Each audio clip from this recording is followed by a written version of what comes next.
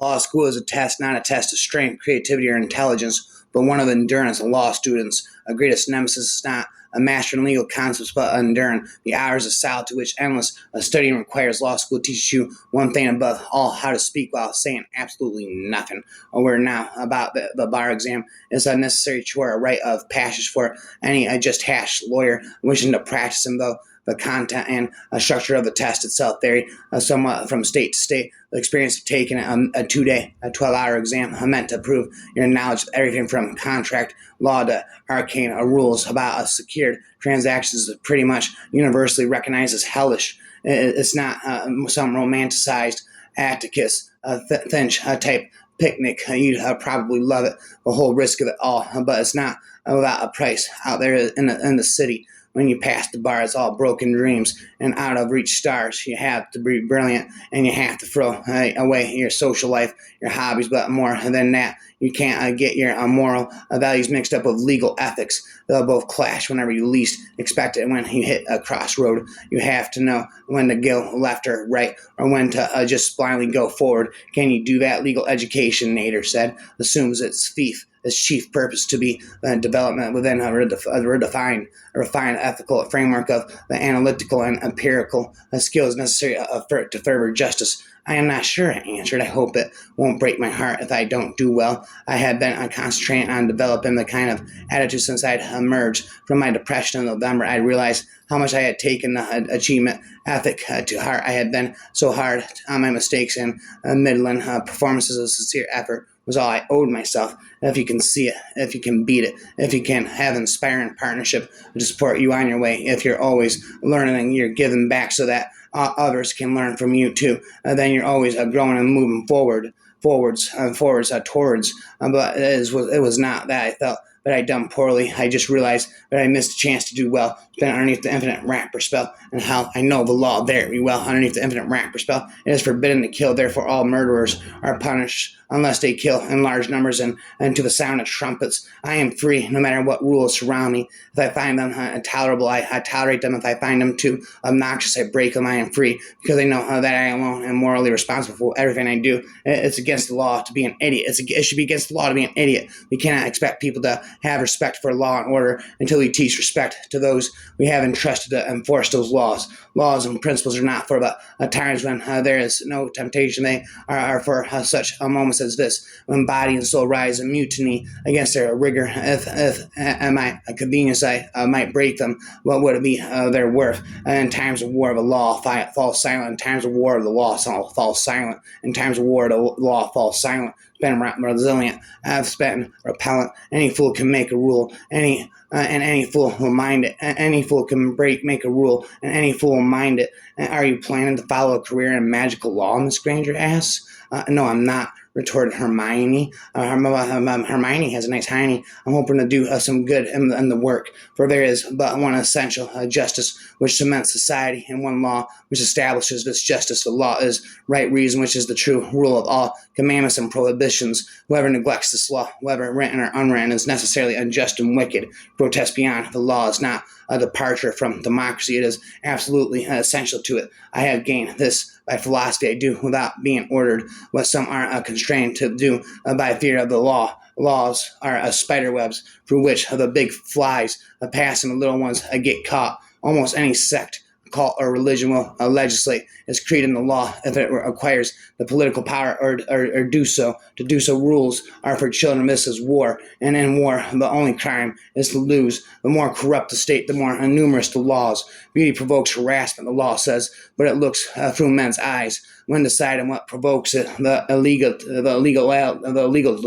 illegality of cannabis's outrageous and impediment to full utilization of a drug which helps produce serenity and insight, sensitivity and fellowship so desperately needed in this increasingly mad and dangerous world. Now cannabis is legally spent rapidly for all eternity. There's no way to rule innocent men. The only power any government has is the power to crack down on criminals. Well, when there aren't enough criminals, one makes them. One declares so many many things to be a crime that it becomes impossible for men to live without breaking the law. Breaking the law. The rifle itself has no moral stature, since it has no will of its own. Naturally, it may be used by evil men for evil purposes, but there are more good men than evil, and while the latter cannot be persuaded to the path of righteousness by propaganda, they can certainly be corrected by good men with rifles. Do things that make you happy within the confines of the legal system. A musical innovation is full of danger to the state, for when modes of music change, the fundamental laws of a state always change with them. The law is hard, but it is the law. Breaking the law. Breaking the law. Law.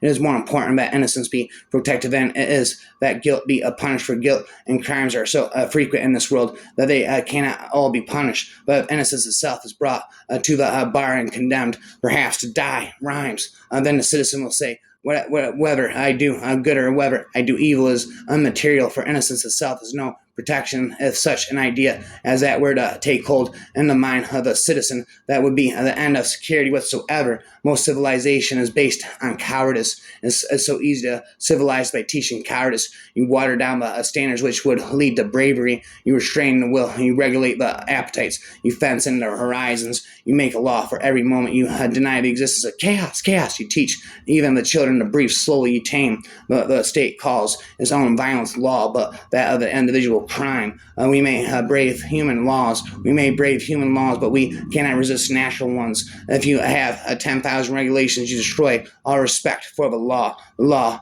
and its majestic equality forbids rich and poor alike to sleep under bridges, to beg in the streets, and to steal their bread. Justice, you get justice in the next world. In this world, you have the law. Law are like cobwebs, which may catch small flies, but let wasps and hornets break through. It may be true that the law cannot make a man love me, but it can't stop him from lynching me, and I think that's pretty important. Unjust law exists.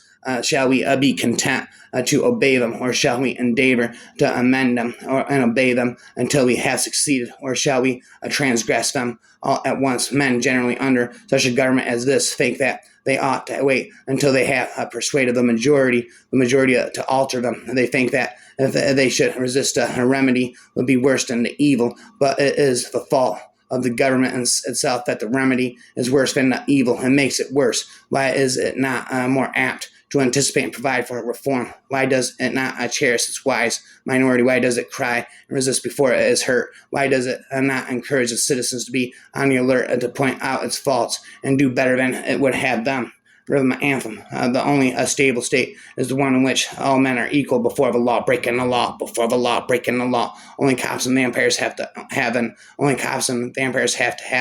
invitation to enter. All love is expansion. All selfishness is a contraction. Love is therefore the only a law of life. He who loves lives, he who is selfish and is dying therefore love for love's sake, because it is the only law of life. Just as you breathe, you live. Only cops and vampires have to have an invitation to enter. Heirs do not cease to be heirs simply because they're ratified in the law. When honor and the law no longer stand on the same side of the time, how do we choose? Now here's somebody who wants to smoke a marijuana cigarette. If he's caught, he goes to jail. Now, is that important? Is that moral? Is that proper? I think it's absolutely disgraceful that our government's supposed to be. Our government should be in a position of converting people who are not harming others into criminals, of destroying their lives, putting them in jail. That's the issue to me. The economic issue comes and only for explaining why it has those ethics. But the economic reasons are not the reasons.